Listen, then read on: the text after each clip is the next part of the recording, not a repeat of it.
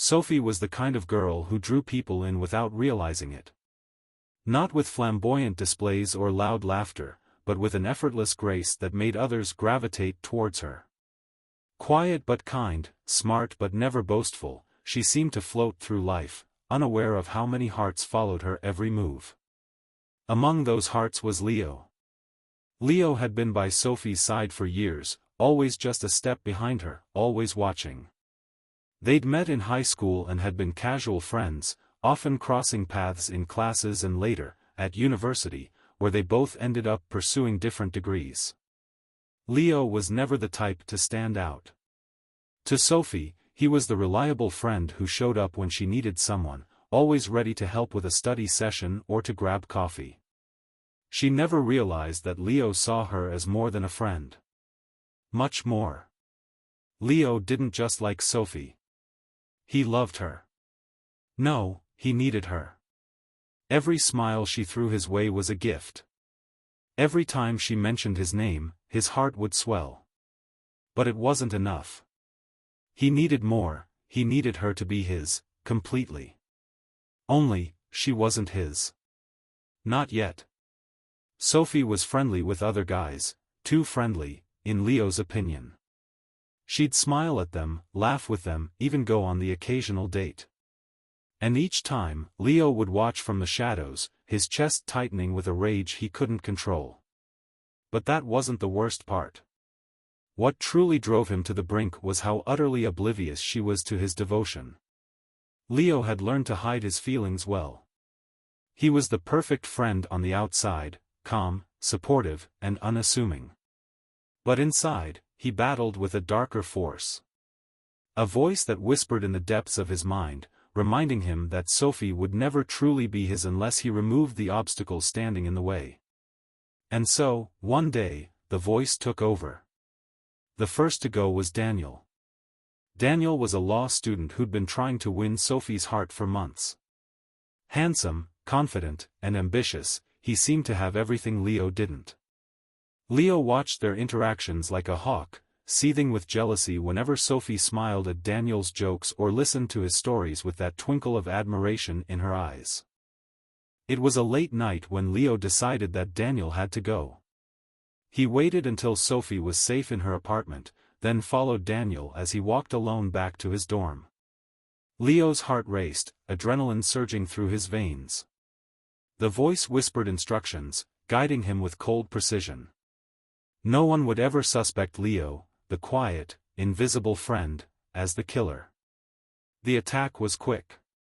A strike to the head, then a vicious flurry of blows that left Daniel lifeless in the alleyway. Leo stared down at the body, panting, his fists covered in blood. And as the initial rush subsided, a strange calm washed over him. Daniel was gone. Sophie was safe from his advances. Leo walked home in the dead of night, the voice quiet now, satisfied. He showered, scrubbing the blood away with methodical ease, and climbed into bed. The next morning, when the news of Daniel's death spread like wildfire through campus, Leo was right there with Sophie, comforting her as she cried. "You're safe," he whispered, though she didn't seem to hear. "You're safe with me." As the months passed, Sophie remained oblivious to Leo's obsession. She grieved for Daniel, but life moved on. She still laughed with other friends, still went on dates, still lived her life while Leo lingered in the background, unnoticed and unappreciated. But it wasn't long before someone else caught Sophie's attention. His name was Aaron, and he was everything Leo despised.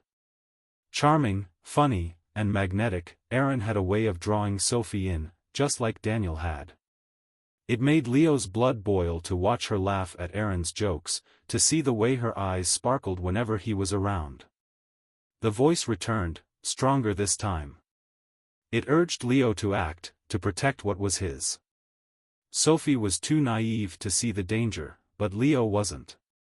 He was her silent protector, her guardian in the shadows. And if she couldn't make the right choices, he would make them for her. Aaron disappeared on a rainy evening, 2 months after he and Sophie had started seeing each other. His body was never found, but the rumors spread like wildfire. Some said he'd run off, others whispered that something more sinister had happened. Sophie was devastated, and Leo was right there to comfort her, just like always. He held her as she cried, feeling a twisted satisfaction bloom inside him. Aaron was gone. Sophie was safe. And she still had Leo. As the body count rose, so did the tension. Leo was careful, meticulous, even, but with each disappearance, whispers began to spread. The campus was on edge, students growing paranoid about the strange disappearances that seemed to follow Sophie wherever she went. And yet, no one suspected Leo. Why would they? He was the quiet, reliable friend, the one who was always there to support Sophie through her grief. No one knew about the darkness festering inside him, the voice that had taken control. But as careful as Leo was, cracks were beginning to show. Detectives started poking around, asking questions. Sophie was interviewed several times, her tearful denials growing more desperate with each interrogation. She couldn't understand why this was happening, why the people she cared about kept vanishing. She didn't see the common thread that tied them all together. She didn't see Leo. Leo's control was slipping. The voice that had once whispered softly now roared in his mind, demanding more, demanding everything. It wasn't enough to eliminate Sophie's suitors. He needed her to see him, to understand that everything he'd done had been for her. But Sophie was still blind to his devotion. She still treated him like a friend, never suspecting that her closest confidant was the one orchestrating the chaos that had engulfed her life. It all came to a head one fateful night. Sophie had started dating someone new, Mark, a quiet and introverted student who had slowly won her over.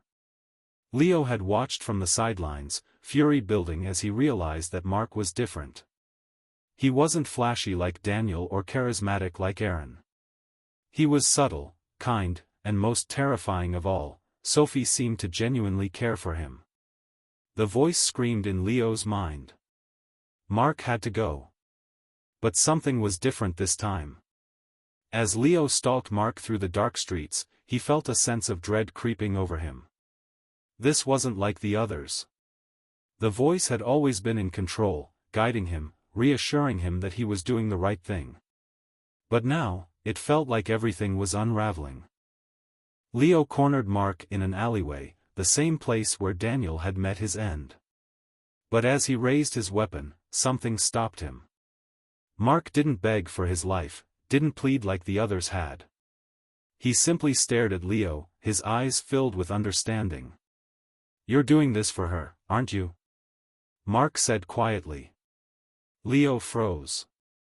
How did he know? "I've seen the way you look at her," Mark continued.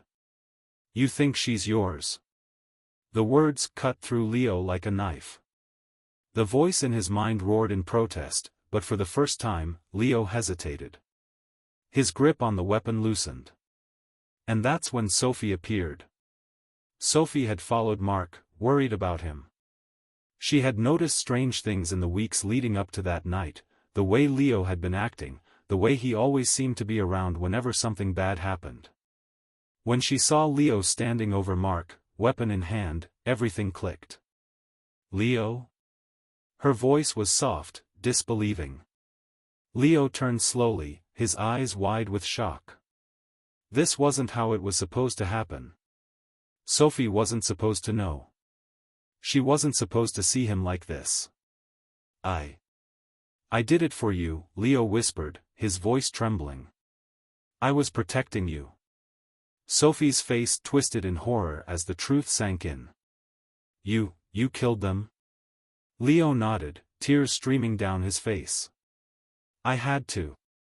They were trying to take you away from me." Sophie took a step back, her hand covering her mouth. She couldn't believe what she was hearing. The quiet, dependable friend she had trusted for so long was the one responsible for all the pain and loss she had endured. "I never needed you to protect me," she said, her voice barely above a whisper. Leo's world shattered. The voice in his mind, the one that had guided him for so long, fell silent.